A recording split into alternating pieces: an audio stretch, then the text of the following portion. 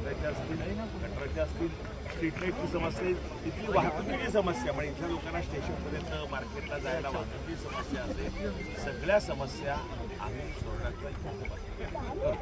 आणि मला विश्वास आहे केंद्र सरकार, राज्य सरकार हे आमच्याबरोबर आहे, त्यांची शुभेच्छा आमच्याबरोबर आहे, त्याचं सहकार्य आम्हाला आहे.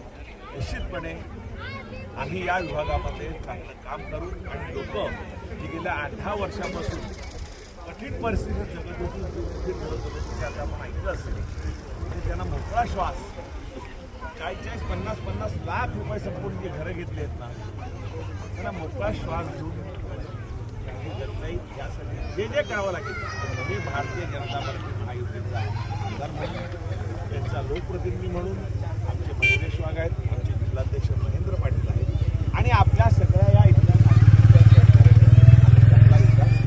करू.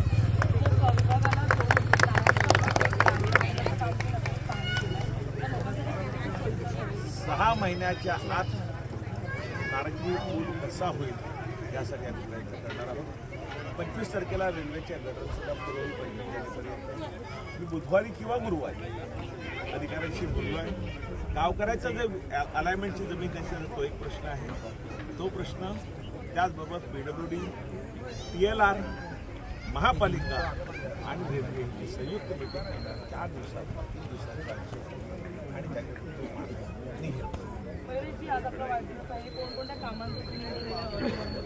बघा, हा जो रस्त्याचा आम्ही केला आहे आता उद्घाटन, हा तिथे गेले 6-7 वर्ष चिखल होता, म्हणजे रस्ताच नव्हता, पायवाट होती आणि एक बिल्डिंग 102 फ्लॅटची बिल्डिंग इकडे बांधली गेली होती.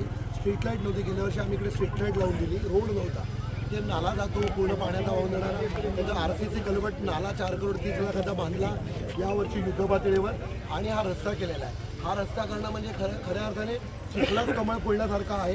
या लोकांना अक्षरशः पूर्णपणे वर्टिकल झोपडपट्टी म्हणून काही लोक या भागाला बोलत होते, पण त्या भागामध्ये आम्ही गेल्या 2 वर्षात मी एवढी कामं केलेली आहेत. त्यावेळेचे खासदार राजेंद्र गावित साहेब, राजन आप्पा या सगळ्यांच्या आशीर्वादाने आणि आता